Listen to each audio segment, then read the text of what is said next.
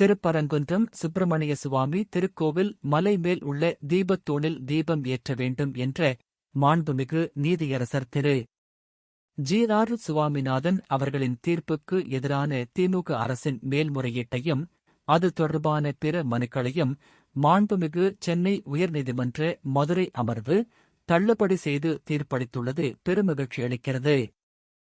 நம்முடைய உணர்வு, நம்முடைய தார்மீக கடமை, அரசியல் மாற்றம் வரலினாங்க இந்த கூட்டம் போடுறது வேஸ்ட், மைக்கில் பேசுறது வேஸ்ட். ஏன்னாங்க அதிகாரம் யார் கையில் இருக்கிறதோ அவர்களை நல்லவர்களாக அமர வைத்தால் மட்டும்தான் நாம் வீதிக்கு வர வேண்டிய அவசியம் இல்லை.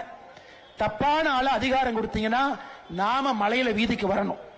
ஒரு விநாயகர் ஊர்வலத்துக்கு போராடணும், RSS ஊர்வலத்திற்கு போராடணும், முருகனுக்காக போராடணும், லட்டி சார்ஜில் உதவாங்கணும், கைது செய்யப்படணும், உள்ள போகணும். ஏன்?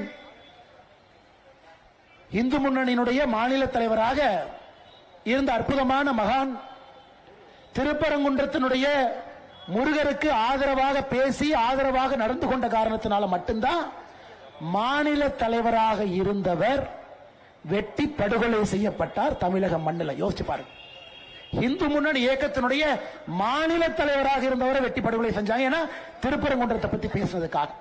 அதனால் மறந்து விடாதீர்கள், மறந்தும் இருந்து விடாதீர்கள். நம்முடைய உணர்வு, நம்முடைய தார்மீக கடமை ஒன்றாக இணைந்து முருகனுக்கான நியாயத்தை வாக்கு பெட்டியிலும் தேடுவோம். ஐயா, கோர்ட்ல தேடுறது வேற, உயர் நீதிமன்ற உச்ச நீதிமன்றத்தில் நிற்போம், அது ஒரு பக்கம். வாக்கு பெட்டியிலே முருகனுக்காக நின்றால் மட்டும்தான் அந்த தீர்ப்பு நிரந்தரம் என்பதை புரிந்து கொள்ளுங்கள். அந்த தீர்ப்பு நிரந்தரமாக இருக்க வேண்டும் என்றால் வாக்கு பெட்டியிலே முருகனுக்காக நாம் நிற்க வேண்டும். நீங்கள் எல்லாம் நிற்பீர்கள் என்கின்ற முழு நம்பிக்கையோடு மேடையின் மீது இருக்கக்கூடிய எல்லா தலைவர்களுக்கும், முன்னணியில் இருக்கக்கூடிய மூத்த தலைவர்கள், முன்னாள் சட்டமன்ற உறுப்பினர்கள், மூத்த தலைவர் எல்லோரும், முன்னணியில் இருக்கக்கூடிய தாய்மார்கள், மகளிர்கள், சகோதரிகள், சிவனடியார்கள், முருக பக்தர்கள், கடைசியில் ஒருத்தர் நின்றிருக்கார், தூரமா இருக்கார், இங்கிருந்து பார்த்தா கூட அவர் தெரியாதுங்க, அவருக்கும் நம்மளே தெரியாது.